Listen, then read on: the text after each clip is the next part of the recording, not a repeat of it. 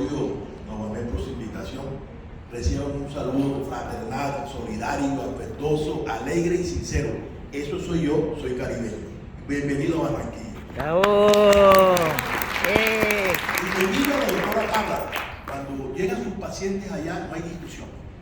Lo que ella dice, eso es. Porque es que no hay discusión. Pero lo que yo voy a hablar hoy en día, sí hay una tremenda discusión. Para nadie es un secreto hoy, en el siglo XXI, cuando llega la mamá a partir del sexto mes, acompañada de la abuelita, llega una mamá generación milenio, llega una nana que es la ejecutiva de la casa, no sabemos si la amante del marido, que no son las que mandan, que nos da risa. Y ahí es donde nosotros tenemos que demostrar nuestro liderazgo. Y el liderazgo como profesionales de la salud tenemos que demostrarlo con conocimiento, con capacidad, con credibilidad, o sea, conjugar la palabra ser. Un residente se me acercó hace como 2 meses y me decía: maestro, usted va a hablar de alimentación complementaria y se va a reír. Y hablamos 10 minutos de alimentación complementaria perceptiva y no agarró una. ¿Y qué es lo que ha llevado? Que hemos perdido el liderazgo en la consulta médica. Estos influencers, ese youtuber, esos que entre más apellidos raros tienen le creen. Esas son la generación milenio. Yo me voy a cambiar el apellido, voy a la notaría y voy a poner Romerotti para que me crean. Y ese es el complejo latinoamericano. Entonces yo quise hablar y quiero hacer un recorrido un poquito magistral, pero que considero que es importante. Es lo que yo he detectado en la nueva generación, en los residentes, que olvidamos los principios básicos de la medicina y es lo que hemos perdido el liderazgo. Y quise llamar a esa charla así: un apasionante viaje entre la tradición, generación actual y la evidencia médica. Y esa es la realidad del día a día. Y recuerden ustedes que hoy en día, el siglo XXI, uno habla con las nuevas generaciones, maestros, y nos dicen la evidencia médica, medicina basada en la evidencia. Eso es muy bueno. Pero así como hay detractores, hay grandes que lo defienden. Pero la evidencia médica es dinámica, no es estática. Y lo comprobamos con el COVID. Levanten la mano aquí, ¿quién utilizó ivermectina? ¿Quién? Todo, casi todo, ¿verdad? Un 99%. Por un ejemplo que le doy, ¿no? O la desametasona. Eso demuestra cómo en 2 años el mundo fue revolucionando y así es la alimentación complementaria. Pero no podemos olvidar la tradición y la historia, si no, yo no estuviera sentado aquí. Mi primera pelea fue con mi mamá cuando veía a mis nietos, a mis hijos. Decía: tú sabes más que yo, y ella tenía razón. Decía el doctor Erizo: el doctor del futuro no tratará más al ser humano con drogas, curará y prevenirá las enfermedades con la nutrición. Eso es cierto. Eso es cada vez mucho más cierto. Y miren esta definición. Nosotros salimos de las universidades como profesionales, como médicos, y también quería detenerme un rato cuando Ángela me dijo que me iba a presentar. Yo le decía: preséntame como trabajador de la salud, más nada. Sean trabajadores permanentes. Miren, sean residentes toda la vida. Estudien, dediquen 10 minutos todos los días al estudio y verán que los influencers y los youtubers no pueden con nosotros. Esta es la definición de la Organización Mundial de la Salud. Alimentación complementaria. A mí un profesor me enseñó que cuando vean un título analice. Complementaria, va a complementar algo. ¿Y qué es lo que queremos complementar? Esa lactancia materna. No voy a hablar de los memores, la lactancia materna no me alcanza 20 minutos y Ángela me hace señales aquí. Pero sí es la definición de alimentación complementaria y un término nuevo que hay que aprender, que es la alimentación complementaria perceptiva. Eso es importante tenerlo en cuenta. Pero todo lo que nos enseñaron en nuestra facultad de medicina ha tenido cambios. Lo que no tiene cambio es la fisiopatología. Y ahí radica la diferencia entre nosotros, los teguas, los influencers, la generación milenial y las abuelitas. Nunca peleen con una abuela en un consultorio, no le vuelve más nunca el paciente. Entonces la Organización Mundial de la Salud define como la introducción de alimentos sólidos, semisólidos en lactantes complementa la lactancia y permite una nutrición adecuada para el desarrollo, cuando la leche materna deja de ser suficiente. Esa definición tiene varias cosas interesantes. Primero, complemento de la lactancia. Hay un momento en que la lactancia deja de tener esa brecha energética y que necesitamos complementar con algo. Esa brecha de aporte de fuentes de energía, de hierro, de folato y zinc, necesitamos complementarlo con algo. A mí me preguntan, y muchos de ustedes les preguntan, la madre, doctor, ¿cuándo dejo la lactancia materna? Y cuando tú quieras. Decisión de los padres. No se metan en eso, porque nos contradecimos en nuestros principios.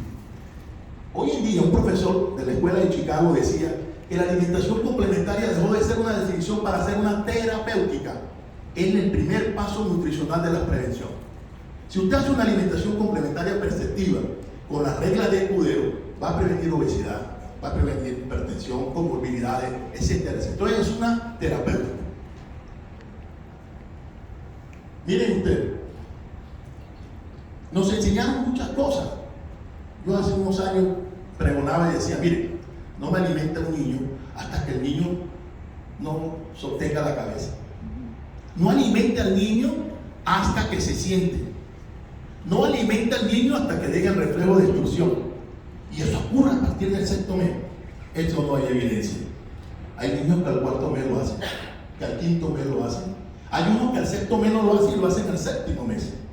La medicina es variable, la fisiopatología, no hay organismos iguales. Hay similares de creación, pero no hay organismos iguales. Tengan en cuenta eso. Y esto es lo que ha dado pie para que se tengan estos argumentos. Por ejemplo, en la FAO hablaba de dar 3-4 meses en una forma sin evidencia como para solucionar un problema de necesidades básicas insatisfechas, sobre todo en África. Los europeos hicieron unos estudios muy interesantes y hablan de la alimentación complementaria perceptiva a partir del cuarto mes, siempre no existan comorbilidades. En Latinoamérica estamos pregonando la alimentación complementaria bajo unos estudios bien claros a partir del cuarto o quinto mes, siempre y cuando se reúnan ciertas condiciones. Yo no puedo olvidar este maestro. Mire, la pediatría es una de las pocas especialidades donde un niño de un mes no es igual al de 3 meses. El de 3 no es igual al de 6. El de 6 no es igual al de 9, de 1 y así. Nunca más en nuestra vida se vuelven a dar esas diferencias. Usted ve a una persona de 25 años es exacta igual al de 30, pero en pediatría no. Entonces, Escudero nos enseñó los principios y leyes. Independientemente de lo que usted haga en el grupo etario, debe cumplir los principios y leyes de Escudero. Siempre y cuando esté en presencia de una comorbilidad, por un déficit, por un exceso, obesidad, nefropatía, las cosas cambian. Pero los principios de Escudero se los voy a recordar. Él hablaba de estas 4 leyes. Independientemente de la edad, toda alimentación debe ser cumplir con la ley de cantidad, sea suficiente, la ley de calidad completa, la ley de armonía equilibrada y la ley de adecuación que es inalterable. Muchas veces nos alegramos y decimos, viene un paciente, le hacemos un buen diagnóstico, con una buena praxis y todo, y le mandamos antibióticos, le mandamos todo, pero no nos preguntamos si tiene la capacidad económica de comprar, dónde vive. Y muchas veces los que atienden en los pueblos rurales mandan la receta y no preguntan si la mamá sabe leer. O sea, hay que adecuarse a estos cambios permanentes. Cultura, tradiciones, religión, creencias, poder adquisitivo. Y en esta, la última ley, no lo olviden, siempre tengan presente eso. Entonces, la ley de calidad. Me acuerdo yo cuando era interno, me preguntó un profesor de Cauca, y me decía, tiene que ser completa. Y yo le preguntaba, ¿qué era ser completa? ¿No? Características de alimentos, es decir, macro y micronutrientes de alimentos protectores necesarios. Y completa, enfermedad por carencia, por ejemplo, una carencia de hierro anemia. Toda alimentación que usted haga, independientemente de la edad que tenga el niño, así sea el primer día de vida, debe ser suficiente. Segundo, debe ser bueno. Si hay un exceso de cantidad de calorías y nutrientes, estamos en presencia de una obesidad. Si hay un defecto de una malnutrición. ¿Hay obesidad en el lactante? Sí. Sí, claro. Y hay malnutrición, pues mucho más. La armonía, el equilibrio, nos enseñaron. Creo que ustedes saben más que yo de eso. Carbohidratos 50-60%, proteínas del 10 al 20% y lípidos del 30%. Eso no lo enseñaron. Pero vaya un cachocón o vaya a la guajira a ver si hay aportes proteicos del género animal. Entonces hay que buscar otras estrategias que nos digan que esto se supla con otros elementos. Y ahí donde está la pericia del médico. Ahora, si usted tiene una nefropatía, las cosas te cambian. Si el paciente es obeso, las cosas te cambian. Si es malnutrido, el P% de la proteína va a ser por encima del 10%. Entonces cambia. Miren esto. Importantísimo en la alimentación complementaria perceptiva. Yo le pregunto a ustedes, cuando le llega una madre milenio, hace 2000 años, ¿cómo se alimentaban los bebés? ¿Quién me responde eso? ¿Había cuchara? ¿Había licuadora? Era la mejor expresión de la alimentación perceptiva y el BLWS que están haciendo. Eso no es nuevo. Eso no es nuevo. Lo que pasa es que le cambiaron el nombre. Si esa alimentación viene con el nombre español, no lo aceptan. Pero como dice, mamá, ¿y tú qué alimentación? Doctor, le doy la perra, yo no. Y dice, yo hago la BMW. ¿No sabe qué es? Sean líderes en la explicación.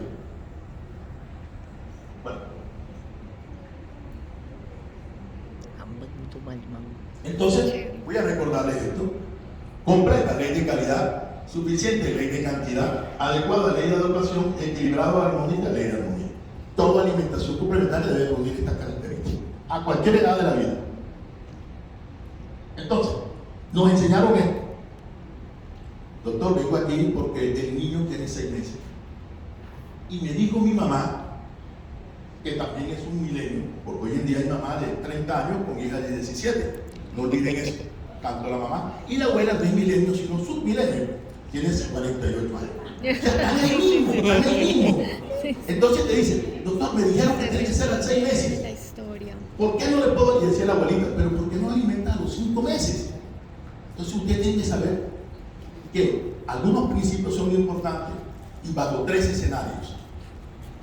Primero, que sea alimentación por lactancia materna exclusiva. Escaso.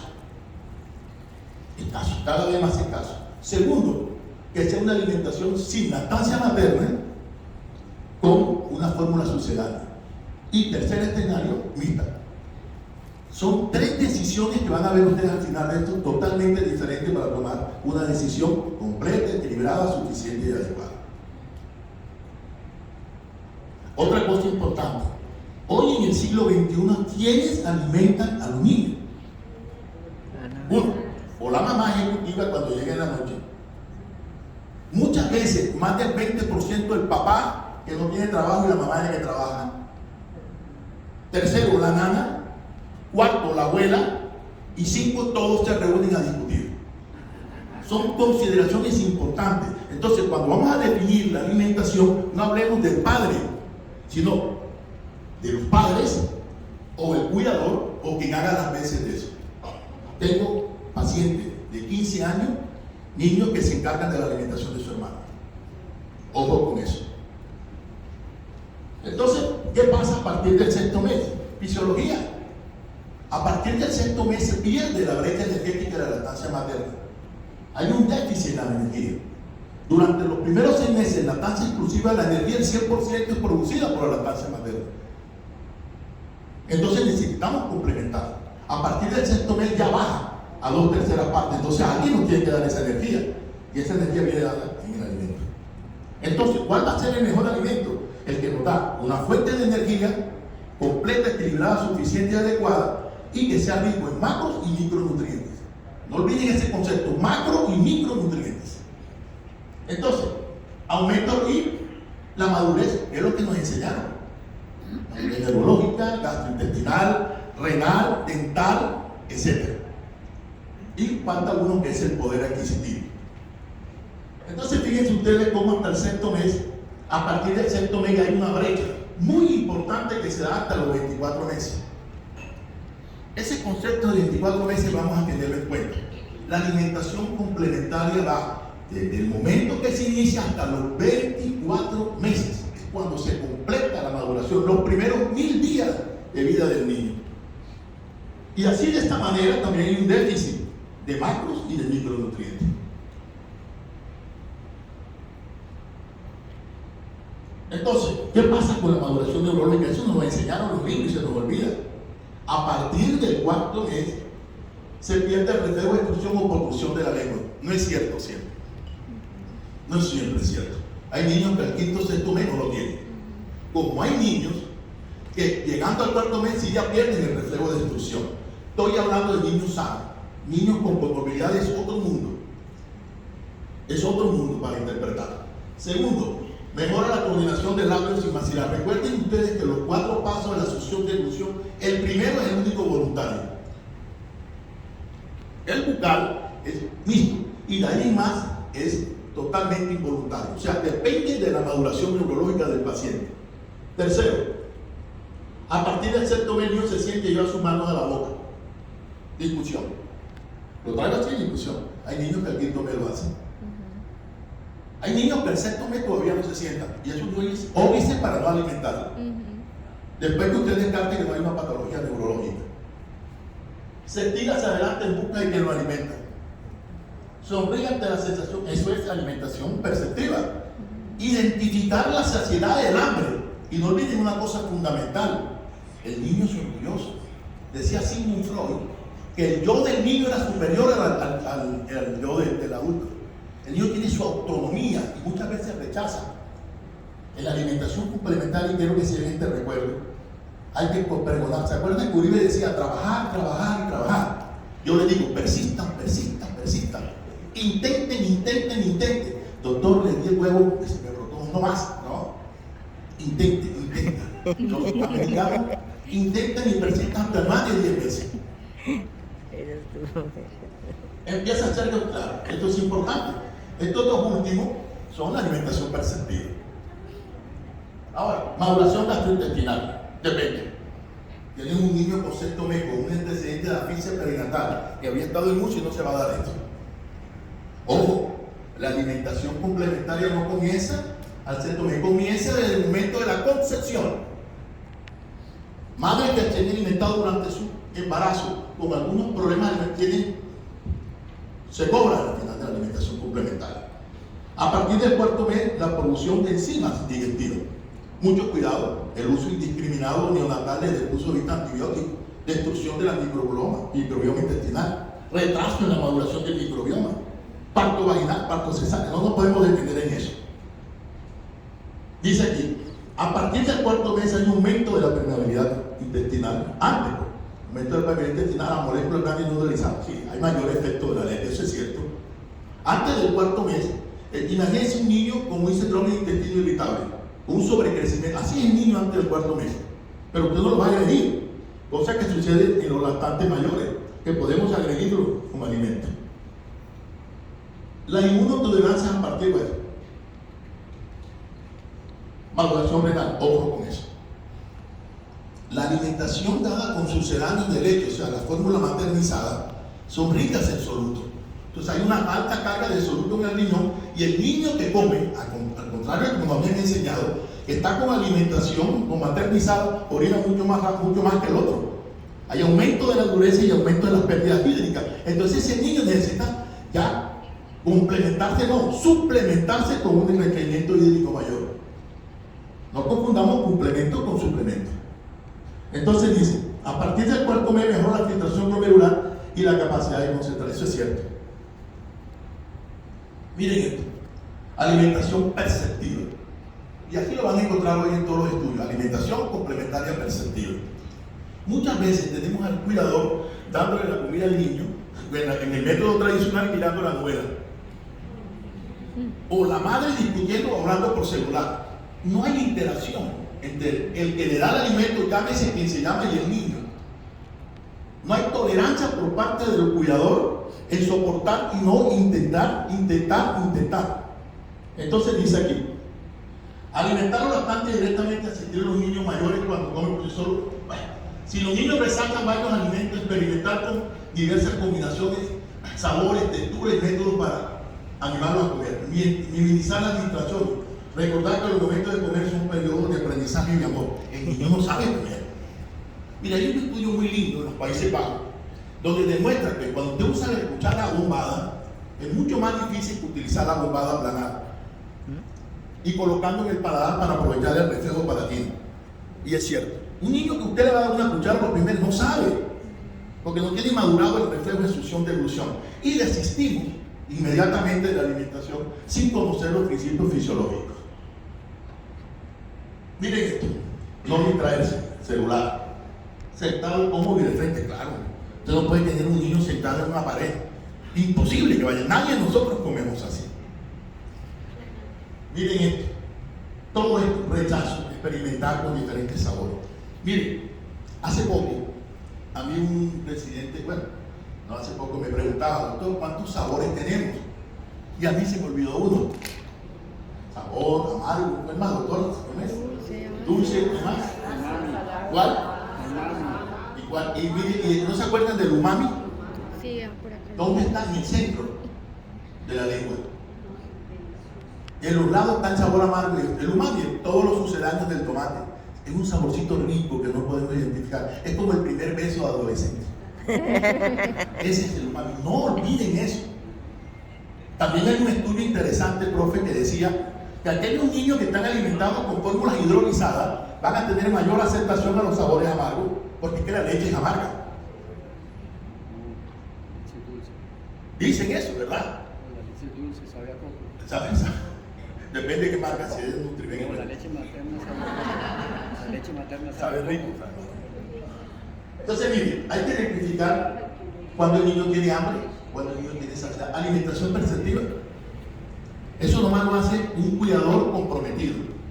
Esos son principios de la alimentación perceptiva. Llame el método que usted quiera. Llámese el método que usted quiera. Miren el distinto sabor que se ve en el centro está el humano. En la periferia de la lengua están los sabores amargos, dulces. Muchas veces usted le da a un niño un alimento rico en azúcar, por ejemplo, no es bueno el azúcar, y se lo da en el centro, el niño no lo identifica. Y tú le dices, y la mamá te dice a todos, doctor, pero si yo pruebo la sopa y es deliciosa. Sí, pero se lo está dando en el centro. Usa las periferias, que es donde puede detectar el sabor. Son bobadas, ¿verdad, doctora? Pero importante saber. Miren esto, 1000 días, ahí termina la alimentación. A mí me enseñaron hace, no digo los años, me declaro la edad. Mire, el niño que tiene 1 año ya debe sentarse en la mesa a comer con los padres. Error trazo. Un niño de 1 año no puede comer ostras. Un niño de 1 año no puede comer papitas de cerdo con chicharrón y con grasa. No. Perdemos el principio de escudero. El niño termina de madurar, entre comillas, en los primeros 1000 días de vida. Y comienza en el periodo de gestación. Miren aquí lo que yo les decía. ¿Cuándo comienza a experimentar? Desde la vida intrauterina. Claro, cuando haya maduración gastrointestinal. El embrión no, un niño de 20 semanas no va a poder eso. Pero a partir de las 24 semanas que hay una maduración gastrointestinal, el niño empieza a experimentar sabores de la madre. Hay madres que empiezan a comer durante el embarazo zanahoria y ese niño es ávido comiendo, no saben por qué es anamnesis. Por eso yo envidio a la doctora Parra. La doctora Parra a nadie le discute, a uno sí le discute. Miren esto, usted lo acaba de decir. ¿A qué sabe la leche materna, doctor? Ligeramente a coco. Sabor humano. Ahí está. Ese es el sabor humano, del japonés. Miren esto, pelea. Doctor, disculpe, doctor Romero. Y entre más raro hable la mamá, más afinada, más milenio es. Doctor Gustavo, perdone, es que, o sea que yo, usted sabe la técnica BLW. Dije, no me sé la BMW. Entonces tenemos que tener liderazgo y decir, espérate. Nunca, no, tiene sus bemoles. Alimentación donde el niño despierta su motivación neurológica. Sí, la BLW. El niño va a direccionar, ojo, pero no es suficiente.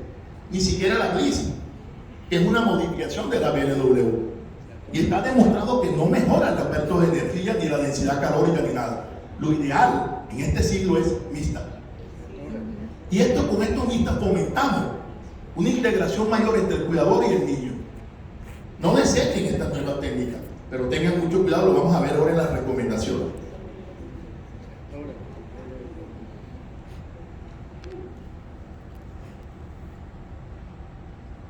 ¿Qué pasó con el Bliss? En Europa siempre tratan de buscar soluciones y buscar un mercado, ¿no? Se le ocurrió a alguien decir que el BLW tenía problemas con el hierro y con la energía, entonces inventaron el Bliss. Y después los estudios en basado en la evidencia demostraron que no hay mayor aporte de hierro. Me decía una mamá de 36 años, muy cierto, doctor, esos métodos es para quitarle trabajo a la mamá. Bueno, puede tener razón. nos ponen a pensar y a reflexionar. Listo. ¿Cuándo un buen alimento es complementario bueno? Primero, que haya el poder adquisitivo. Que haya el poder adquisitivo. ¿Usted cómo le va a pedir a una mamá que tiene necesidades básicas insatisfechas, que vive en el caño, que lave bien las verduras o las frutas si ella no tiene ni agua potable?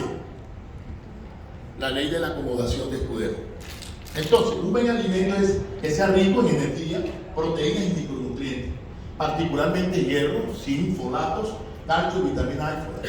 Si no hay recursos desde el punto de vista animal, búsquenlo en los recursos vegetales. Segundo, no es picante ni salado. Tercero, el niño puede comerlo con facilidad. Es del gusto del niño, siempre se le da importancia al niño, o sea, BLW. Miren que no lo desecha. Está disponible localmente y hace ley de la acomodación. Bueno. Y esto sí, cuida rapidito, lo van a ver mañana en el Congreso, un agradecimiento a la Sociedad Latinoamericana de Gastro y a la doctora Lalino, a la doctora Catalina, al doctor Vázquez, que prácticamente nos ayudaron con eso. Son una serie de mitos y realidades que se van a dar respuesta y que creo que a todos y cada uno nos ha tocado y muchas veces no sabemos responder.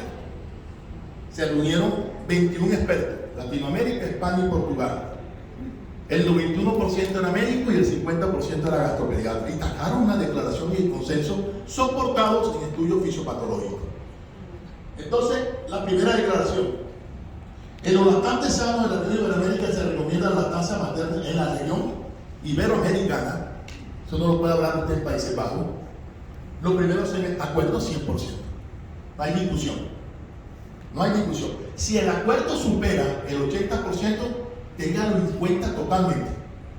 Se hizo una revisión sistemática desde el 99 hasta el 2019. Estudio lo que ustedes quieran, basada en la evidencia, etc. Segundo, la alimentación complementaria debe promoverse y explicarse bajo el esquema de alimentación perceptiva. 100% de aceptación. En los lactantes sanos de la región iberoamericana, que son alimentados de forma exclusiva con leche materna, se recomienda el inicio a partir del sexto mes. ¿Está claro? ¿Y por qué? Porque se disminuye la brecha energética de los folatos. El establecimiento de la alimentación complementaria no supone la suspensión de la leche materna, la cual debe mantenerse al menos hasta los primeros 2 años de edad. Un acuerdo del 90%.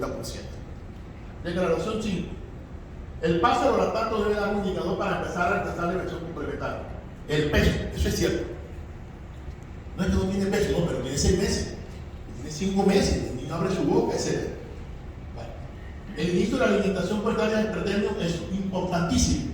¿Cuándo se inicia la alimentación complementaria? Entre el 4 y 6 meses de edad corregida, independientemente del peso, y no exista ninguna corporación y haya maduración neurológica. Un alimento nuevo, esto es importante, esto es de la Academia Americana de Pediatría. Un alimento nuevo puede introducirse cada día sin retrasar la introducción de los más allá de cada 3 días. Un acuerdo del 95%.